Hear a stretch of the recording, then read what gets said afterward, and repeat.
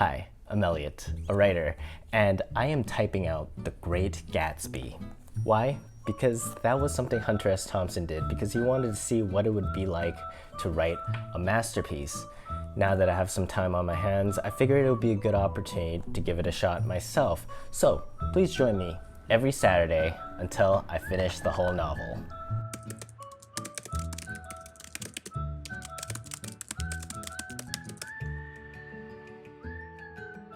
Welcome back, everybody, to another episode of Typing Out The Great Gatsby, this book right here, with me, Elliot. How's it going? It's a rainy day today. It's a rainy start to July, which just about sums up this whole year. We can't really catch a break anywhere, right? My neighbor is also hammering something upstairs or beside me. They're doing something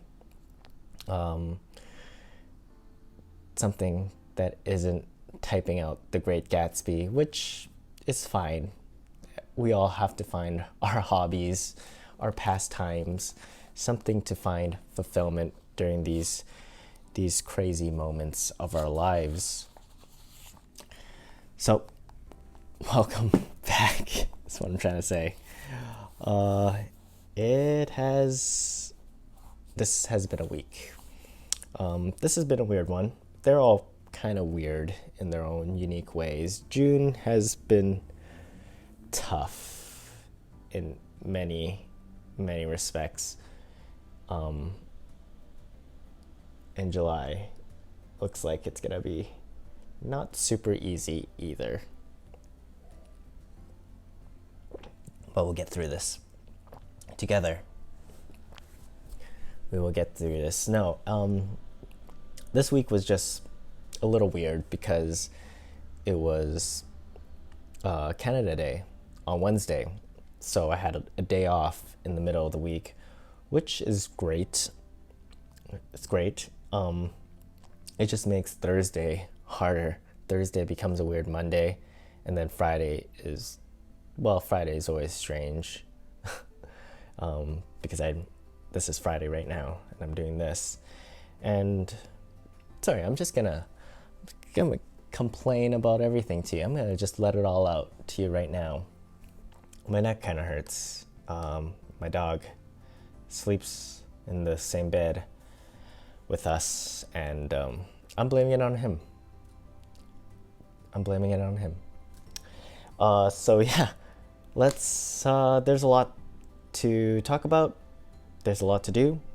This is episode 15. What a milestone. What a milestone this is. And I think we should just get to it because I don't really have too much to add in terms of any sort of life story. Let's just focus on this story, The Great Gatsby. So we left off last time. Nick was hanging out with Gatsby and Gatsby's friend, Mr. Wolfsheim. I believe it's Wolfsheim. Might be Wolfsheim. I'm not too sure. I should have taken the time to look up how to pronounce his name, but that really isn't my style, so I didn't do that. And that's the story of that, I guess. Sorry, I'm really feel like I'm not fully in the brain at the moment. And just gotta do it, right? I have a bit of a headache. I don't know. I'm just gonna make excuses. Let's just make excuses. Okay, let's get started. Oh yeah, once again, I forgot to, sorry, it's already off to such a bad start. Old sport.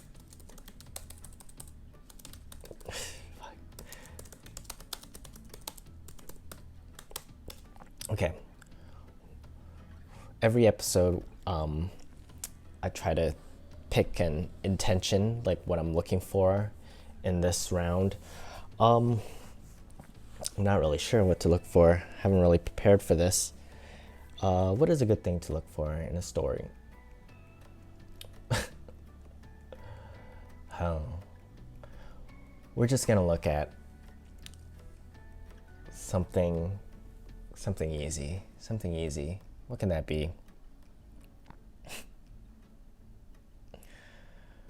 Why don't we look at something really dumb, like punctuation marks or something? Let's look at punctuation. Huh? Wouldn't that be fun? Let's look at the weird ones. Sorry, I didn't mean to say like, let's look at something dumb. I just mean something like not too weird. I don't know what I'm saying. Okay, we're looking at punctuation, how it's being used in different forms aside from just like ending a sentence.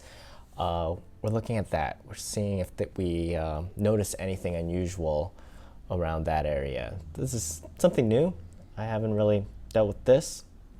One of the main things about this book is that it uses like the one quotation instead of the two quotation marks, which is what I'm familiar with. I believe that's more of a North American, maybe an American style as opposed to a British style. Or let's see, where is this book? This is Penguin. So Penguin is a British publication, I believe. Yeah, it's based out of London, England. So that's understandable. This might be the British version of it.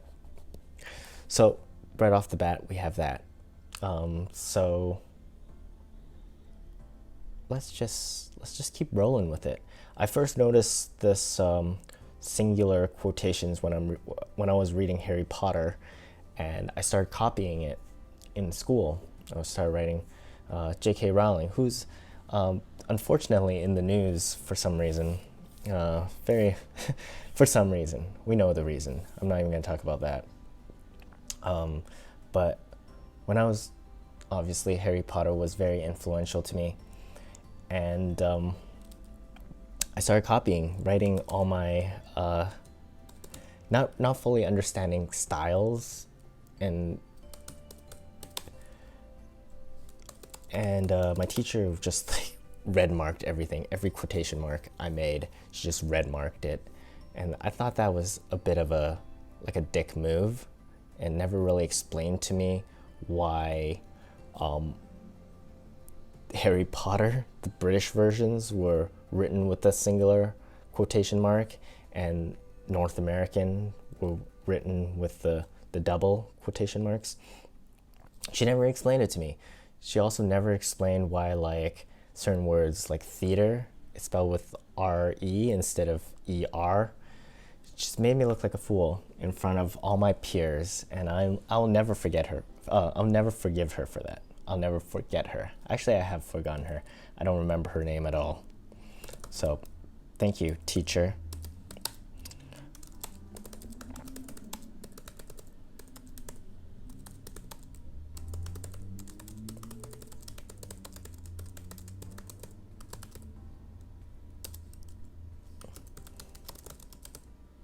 Oh.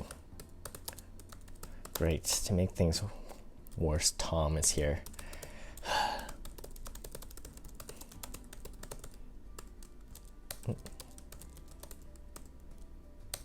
Ooh.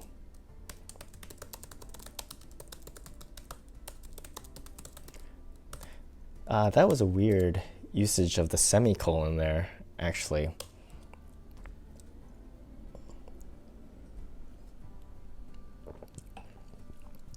I think it could just be a period. That was weird, right? If anybody can explain to me why a semicolon makes more sense there than a period, please let me know.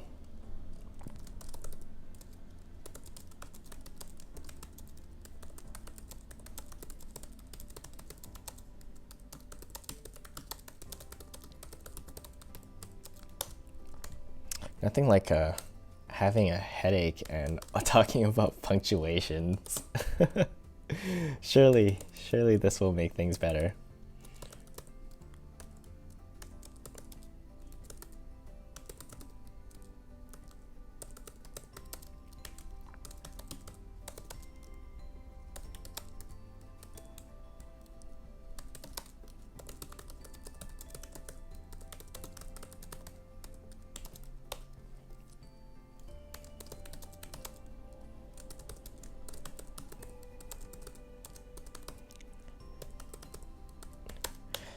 Just punctuation styles is just so interesting. If you're like interested in that stuff, you could really dive deep into it. Like, for example, I mentioned this before in one of my previous episodes, I have no idea which one, that in this book they don't use a period after Mr.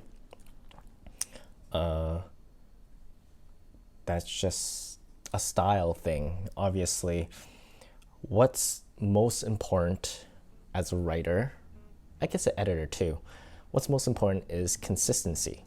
So if you choose to not have any periods after like Mr., it's what's most important is that you cannot have it at any other point. It's like you stick with it. Whatever you choose, it's fine, but stick with it, right?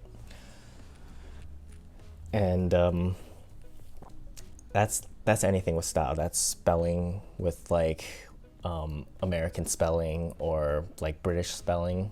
That's anything. That's one thing that I feel like just slips through that we don't notice sometimes when we're editing.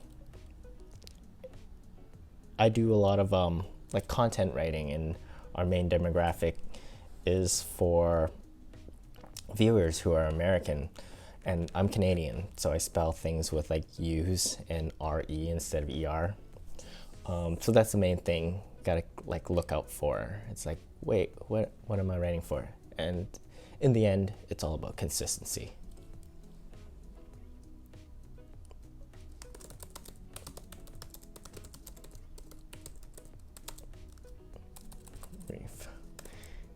It looks weird.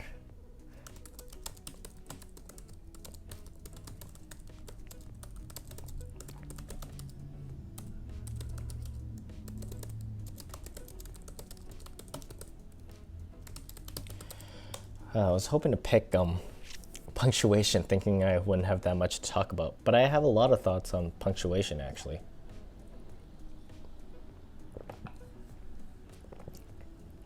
I'm terrible at it. I really shouldn't be talking about it in any sort of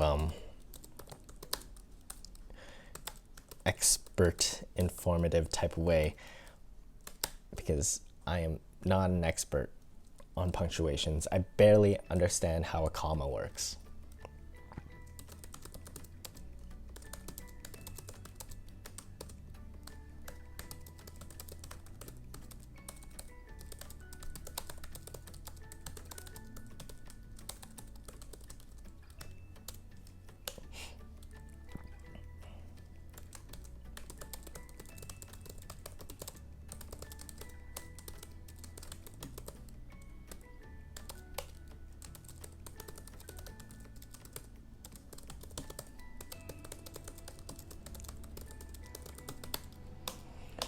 And that's how the scene ends. Gatsby just disappears.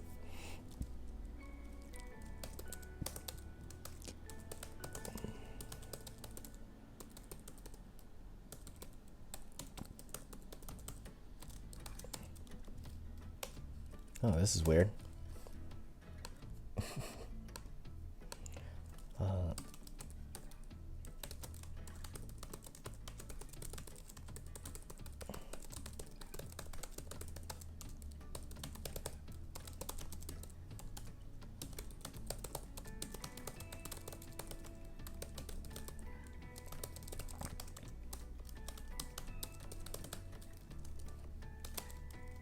I'm going to type this all out first and then talk about it, because this is very strange to me.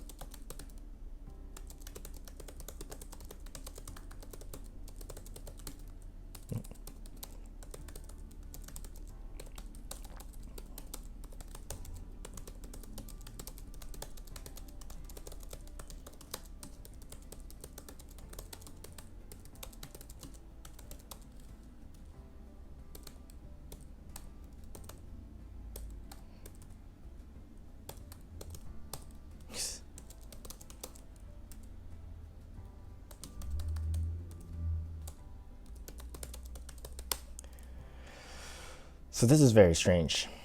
I've never seen like she's talking, but here Fitzgerald decided not to use quotation marks, but instead use like parentheses to mark the spot which would usually not be in the quotations, and the paragraph itself is the dialogue, I believe. So that's a very strange way to approach it. Not using quotation marks reminds me a lot of Cormac McCarthy, and how he just chooses not to use any punctuations except for, I think, just periods, maybe commas and periods. He doesn't really see a lot of value in it. He's so confident in his writing that you will understand who's communicating, that he chooses not to have it. He doesn't want to make it easier for you and like mark up his pages with all these weird symbols. So this is an interesting approach. And you know what?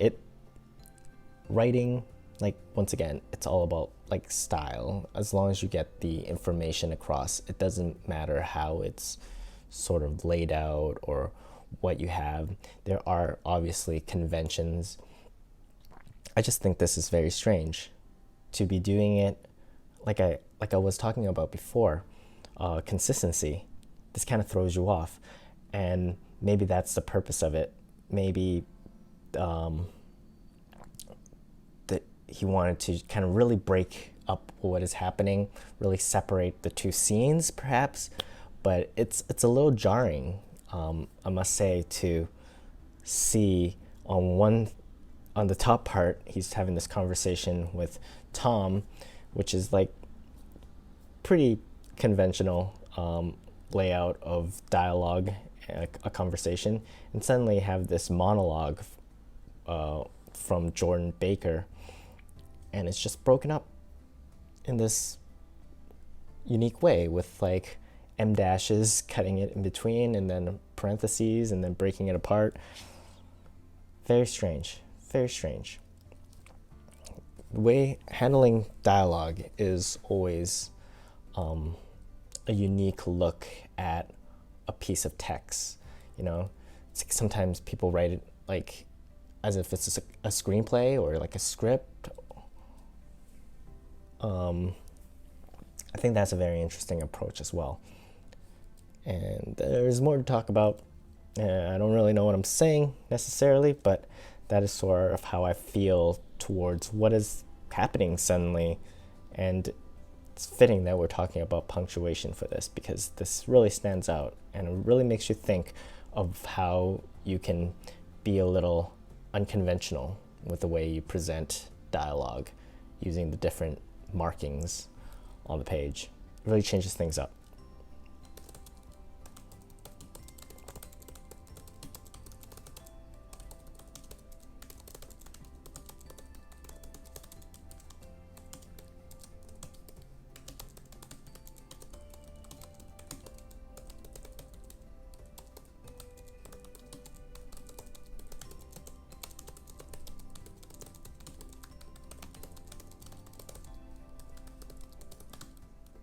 Okay, I see. She is still talking, I believe. I feel like sometimes when you're typing things out and you're reading as you go, it doesn't like register as quickly. There's like the mechanic that is happening, and also like the brain processing what is actually being typed out. Two very different functions of the human body and mind, that it takes me a moment to actually register what is happening on the page.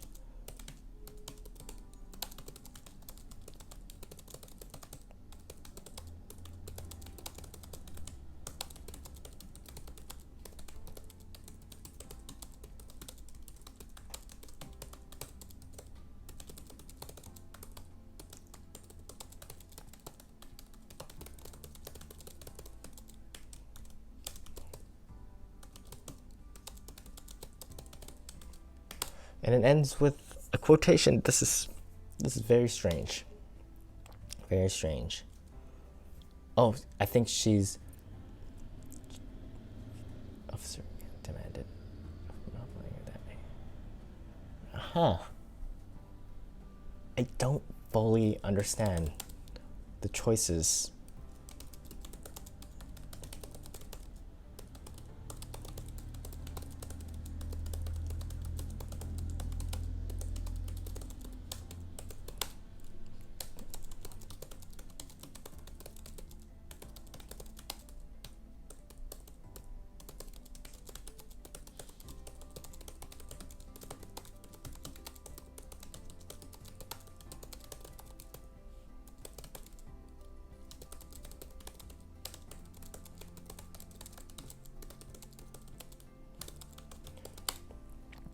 Oh yes, I remember.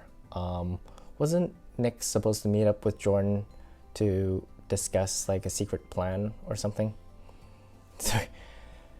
This chapter has taken me over like 3 weeks to deal with. So I'm not super on the ball with the plot of it. That's the thing about typing it out. Is like you're only seeing the book in chunks and not actually like one long reading experience. It's a very strange way to approach a novel. It's not unenjoyable, but there's definitely some hiccups.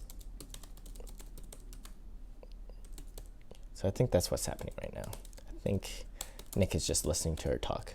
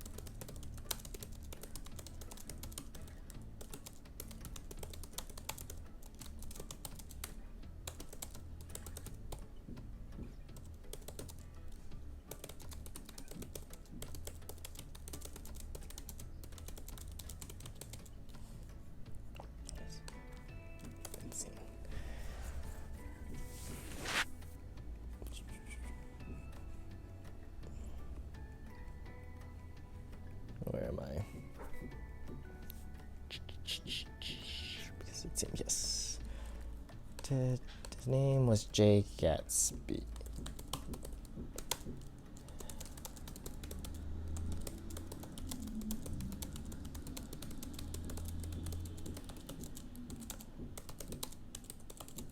Can you hear that? Can you hear that hammering? This is what I'm living through right now.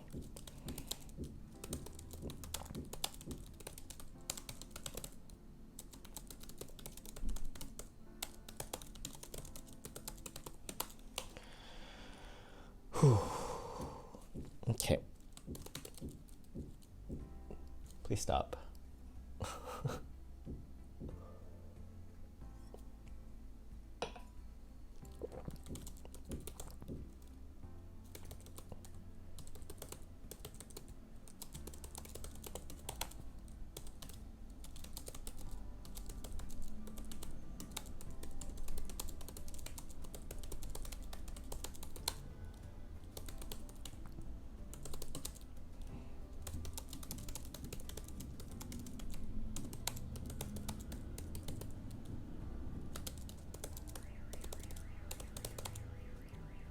Like car alarms, people hammering. It's a very noisy day. Very noisy day in the world. All we need is just like some dude on a motorcycle riding by. Thank God it's raining. Kind of keeps them inside.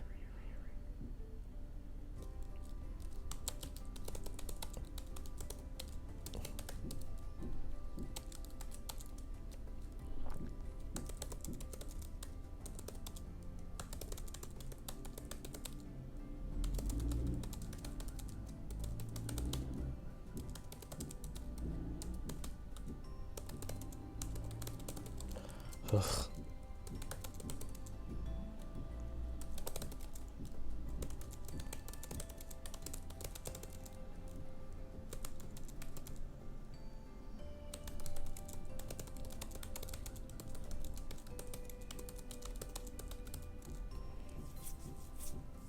Sorry, I'm all scattered because of the hammering.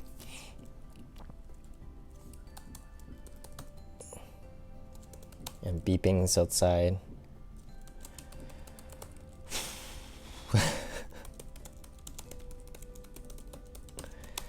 Alright, let's pause for a moment here. In terms of punctuation, what's interesting here is the Emdash, which I like to use occasionally. It really helps emphasize the point you're wanting to make, you're wanting to add on. So she went with a slightly older crowd. When she went with anyone at all, wild rumors were circling about her, how her mother had found her packing her bag on one winter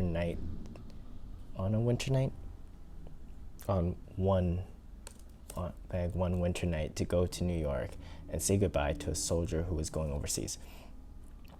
So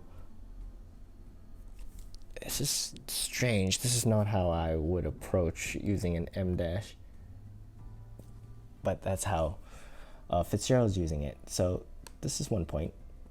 She went with the old crowd when she went with anyone at all. So it's kind of added on. It could almost be in brackets. It could be in, I believe a semicolon would work too. Maybe not as well. Probably not. No, not a semicolon. Scratch that. So it's just kind of tacks it on. And the next one, wild rumors were circulating about her, how her mother found her packing her bag one night. So it's just tacking it on, like adding a little bit more details to the initial idea. To be honest, I feel like it doesn't necessarily need to be an Emdash there.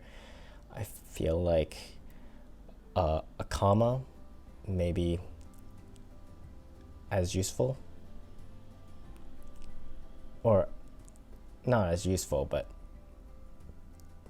can be used to replace it.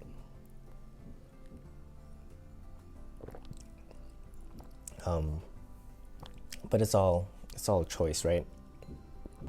To me, it doesn't add that much to it. It kind of makes the page look a little bit messier. It kind of brings the detail you want to add to it out a bit more. It, like, in a way, punctuates it a bit more. It really makes a bigger deal out of it than I don't know how important this detail is, but that's the impression it's giving to me. When you use an Emdash, it's like, whoa, this is important, as opposed to just kind of when you're using a comma and you're adding, what is that called? Like, not modifiers, but kind of modifiers, just like adding more details to it, in a more subtle, kind of smoothed out type of way. Emdash is like, look, pay attention to this part. So yeah, that's my very brief thought. This is used in a way that I don't know if I would have used it in this sort of way, but that's what Fitzgerald did. And the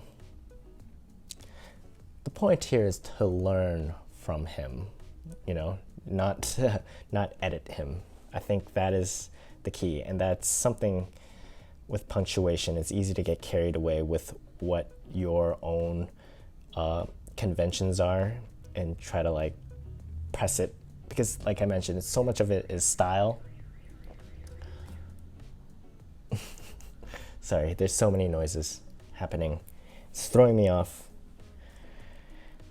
I just want to focus on punctuations, but my world is trying to punctuate me. All right, let's keep going. We're moving at a really slow pace today. I was hoping to finish this chapter. I don't think that's going to happen in this episode. Probably next episode. If you are here to watch me finish, I believe this is chapter 4. If you're here to watch me finish chapter 4, I don't think I'm going to do that this week.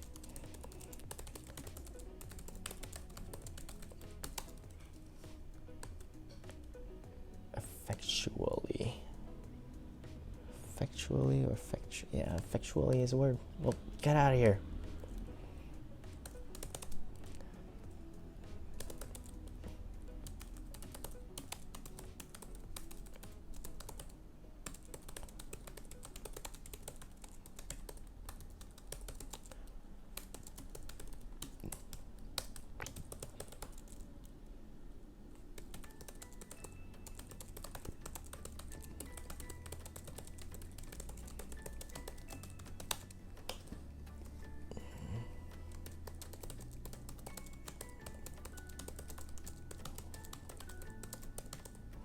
Gay as ever.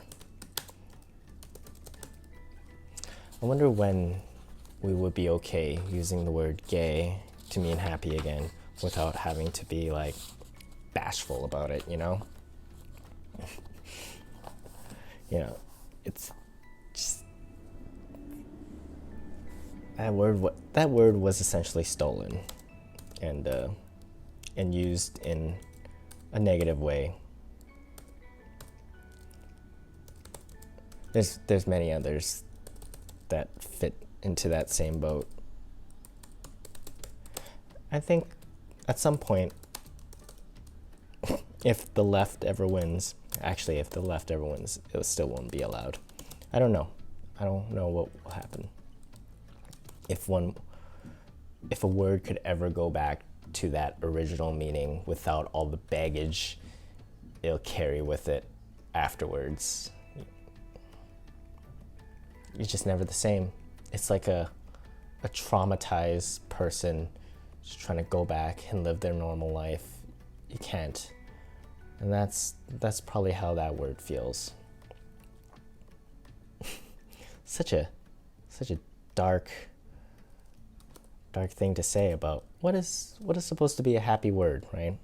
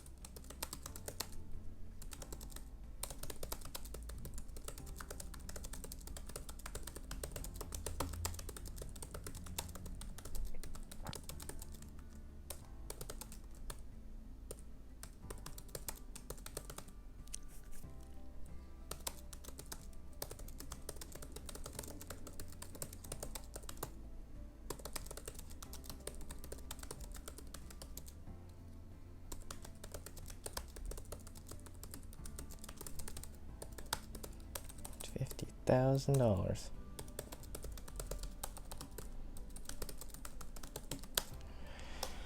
Whew. Okay, let's stop there for a moment and do our Fitzgerald Fun Facts. This is the part of the show, if you could call this what I'm doing here a show, which you can if you want, where I do a little bit of research about F. Scott Fitzgerald or the Great Gatsby itself, and share with you some fun fact about the book or the author. And today's fun fact is the character of Meyer Wolfsheim that we remember from the previous episode of this, also in the same chapter as we are on now. Uh, Wolfsheim is based off of a real person named Arno Rothstein. Rothstein? God. Arnold Rothstein, who was a racketeer, and he was famous for fixing the 1919 World Series. Fixing meaning that, how do you describe fixing? Like players on the team like lost on purpose so that he could win a bet. That, I don't know the smart words to sum it up, but that is what happened.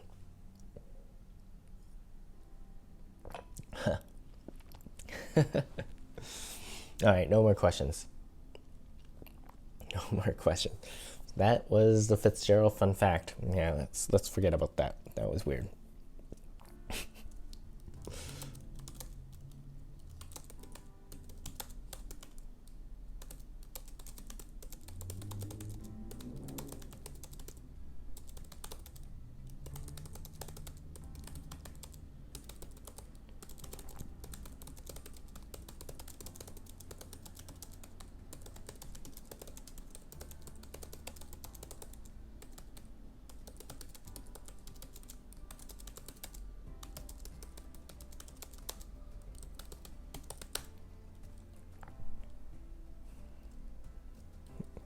Also, like the Emdash there, it really brings.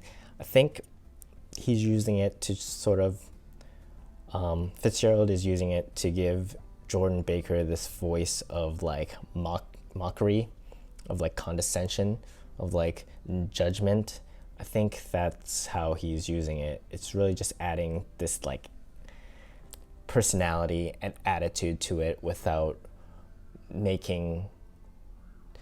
It's not so much about the way she speaks, but he uses that punctuation as like, okay, sorry, ambulance or police, trouble outside. This noisy day continues. So he's using punctuation to emphasize her responses, her personality.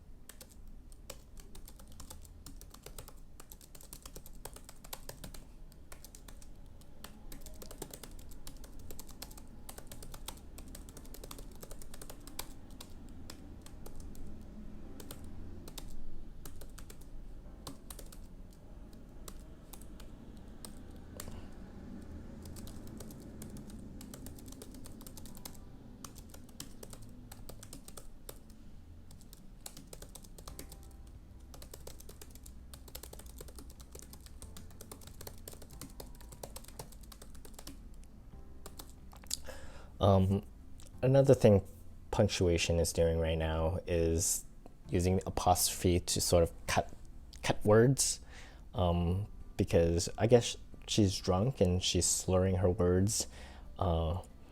So apostrophe can work as sort of just, I don't even know what, like cropping a word in half or into a portion that it just sounds like someone is like slurring or not articulating properly, like me. Like right now, if you were to transcribe me, you would just put apostrophes over the words that I'm trying so hard to pronounce. Yeah, you see it a lot in different, if a character has an accent, like for example, Sorry to keep drawing from Harry Potter. Sorry to keep drawing from Harry Potter. But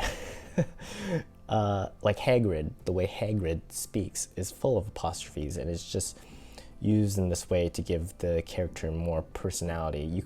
You shouldn't do it with every character, but every now and then it's kind of useful. It's also kind of fun. I don't do it that often because I'm not that good at recognizing accents and then like translating it to paper. I don't feel like I can do a good job at it, so I avoid it altogether. But it's something I'm interested in experimenting with in the future, so this is just, it's a little inspiring.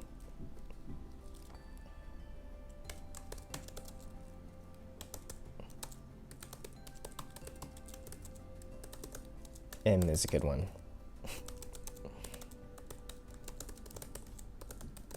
I'm sure it has like an official name for what you call that sort of cropping a word. I don't know it though. If you know it, please tell me. Tell me in the comments below.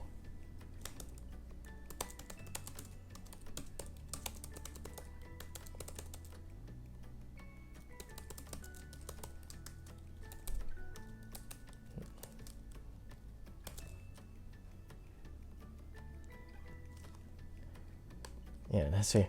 It uses apostrophe instead of the D because it's really recognizing that she's not pronouncing those words.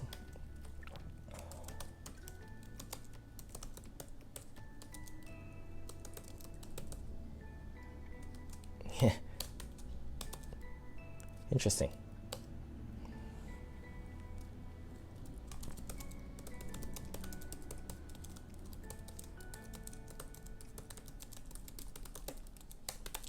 Now that I associate the Emdash with Jordan Baker being mean and condescending, I can kind of, every time I see an Emdash, I kind of associate that tone to the next part of the sentence that she's saying. And it's actually really effective when I think about it that way.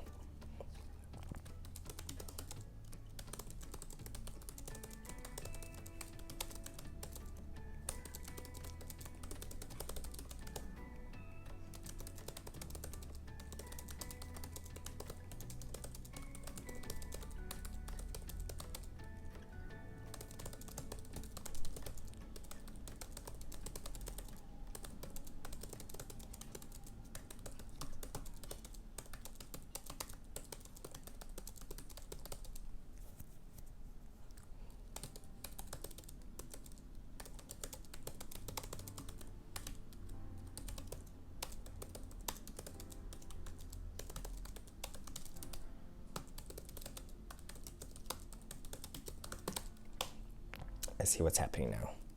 The plot, the picture is forming in my brain. Kind of get what's going on.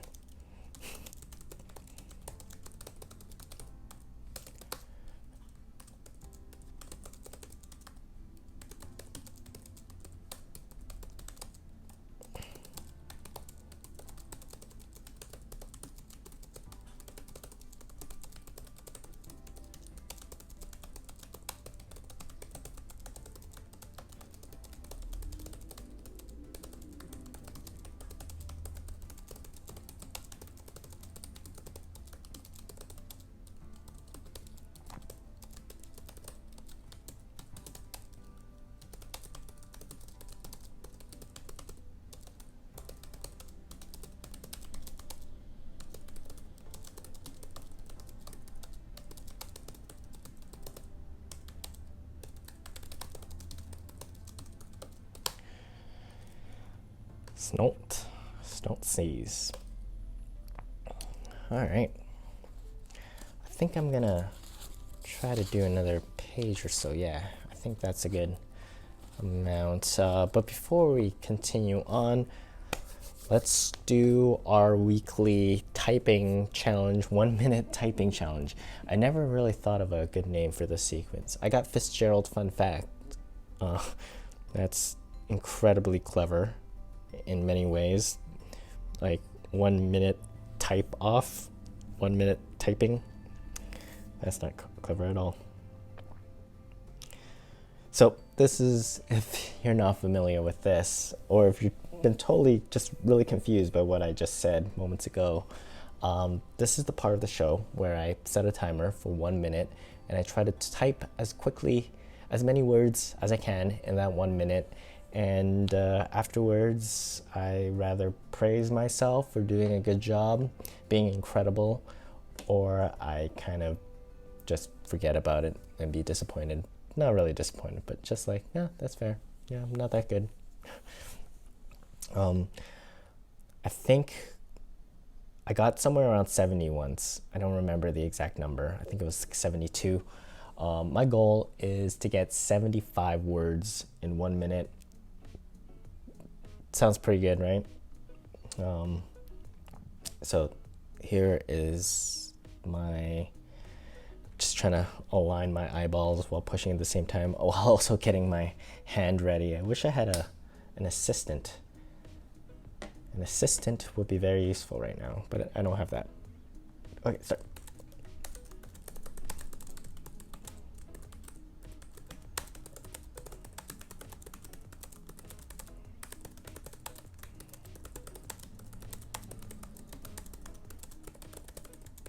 Oh, jeez.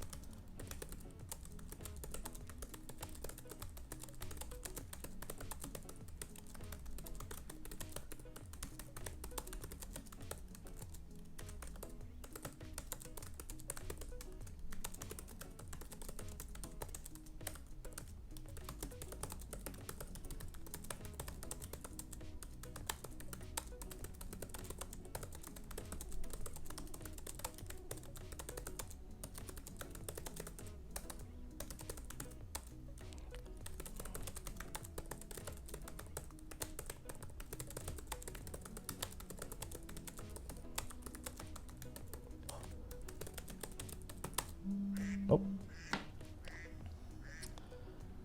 Go, stop. Okay, wow. I felt pretty good with that one. I felt like I'm on a roll. So much of it is whether there's like a challenging word, like this word right here, abstracted. That's correct. It's in past tense for some reason. So much of it is just like luck of the word draw that exists, and sometimes you just lose track, and there's so much going on. There's so much going on to being a good typist, and I think I did a good job here. Let's see how I did. Obviously this W doesn't count as one.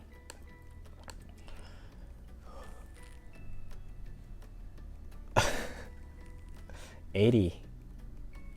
Are you seeing this? 80 words a minute. I smashed it. That, I feel like Usain Bolt, the guy who rows boats. I feel like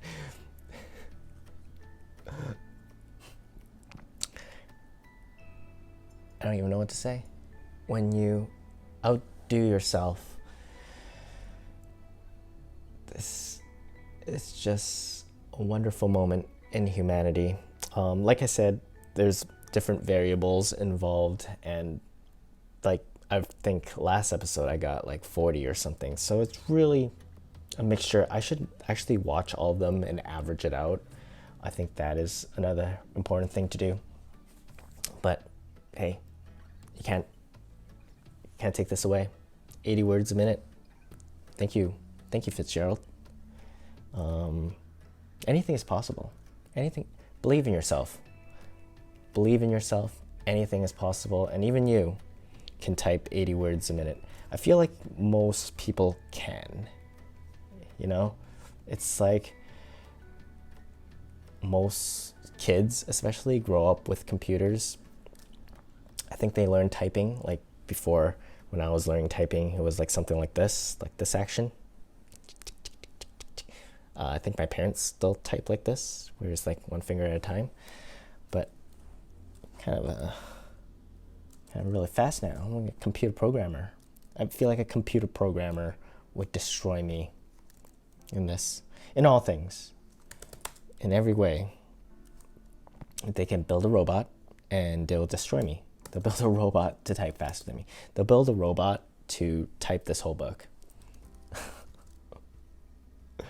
I guess, yeah, I don't know what point I was trying to make with that, but let's keep going. Let's try to finish this.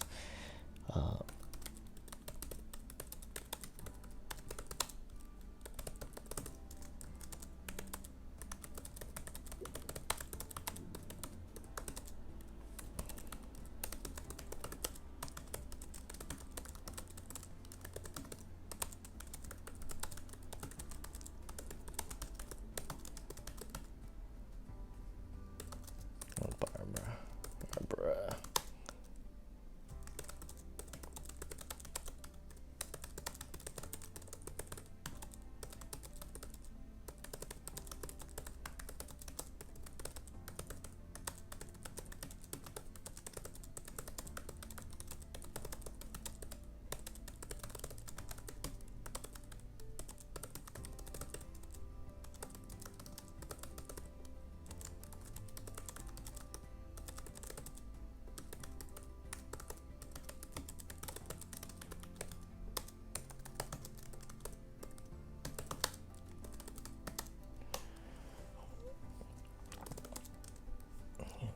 The whole chapter of gossip is what's happening right now. This chapter.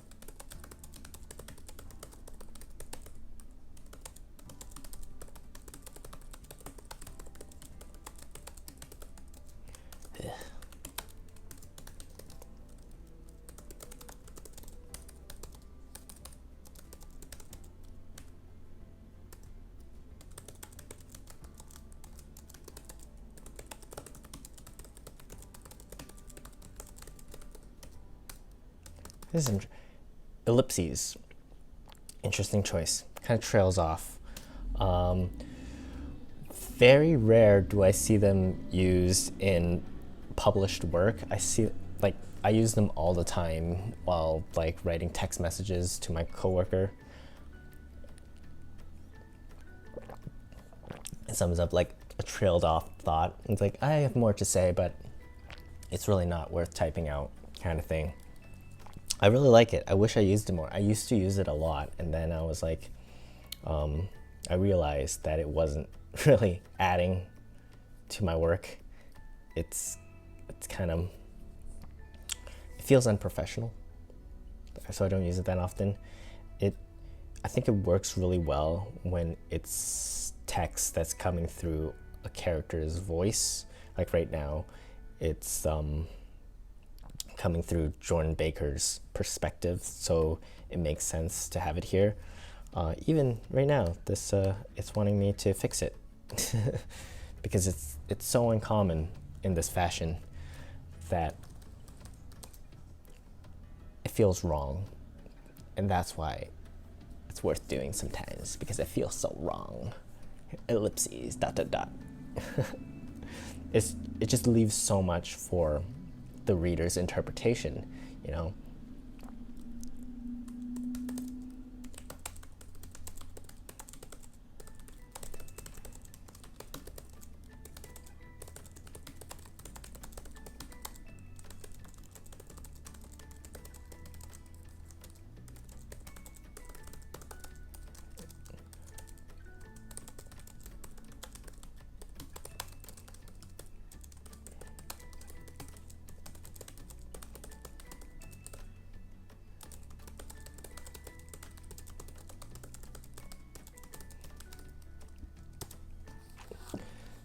It's also using a lot of colons to start the dialogue part,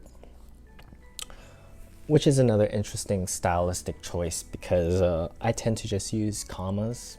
I never feel confident that I'm using a colon in the right way when I'm using it to lead into speech. So I just avoid it. If you don't know how to use something, you could try it every once in a while, but it's like tools. Try to use the tools that you're more familiar with and just gradually incorporate other ones that you're not sure. Don't overuse it. Don't be like, this is the story where I'm gonna use a lot of colons. Don't ever approach it that way. Use it only when the tool is called upon. You can't fix everything with a hammer. Sometimes you'll need like a monkey wrench, but you also shouldn't use a monkey wrench to like hammer everything as well. What a metaphor. Okay, I'm almost there.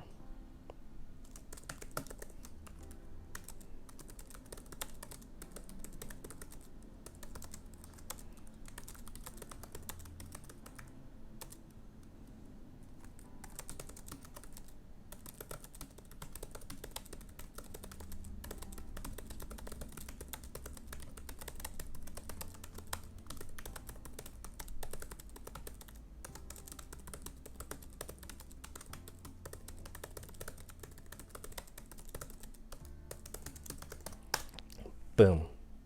Wow. This was I remember like an hour ago when I started off so slow and sluggish and complaining about stuff. I feel rejuvenated. I feel we got a lot out of this episode. I certainly did. Just focusing on punctuations and how punctuations impact the actual storytelling. I think this was a surprisingly good example of how the different ways punctuation can work to add personality to the character talking, to kind of break up different areas of the text. It's actually, this whole sequence is a very unique way of using a lot of different punctuations, and I think it breaks from what we would call conventional usage. And so yeah, this was a good episode for actually learning. I call it learning, but it's mostly just me kind of trying to see things and connecting what is actually happening, which I feel like it's kind of what learning is. It's almost more powerful than listening to an instructor write on a chalkboard and then getting you to read it and then them lecturing about it. I think this is more useful than that from where I'm sitting. I don't know how helpful it is for you or for the person hammering upstairs using the monkey wrench to hammer. But yeah, this one was a good one. What I'm trying to say is it was worth my time. And thank you for spending your time here with me today. I hope it's been worth yours. Chaos from above and below. And yeah, I'm going to continue on with my day. I hope you continue on with yours as well. Whatever that means. And I'll check back with you next week. All right. Bye.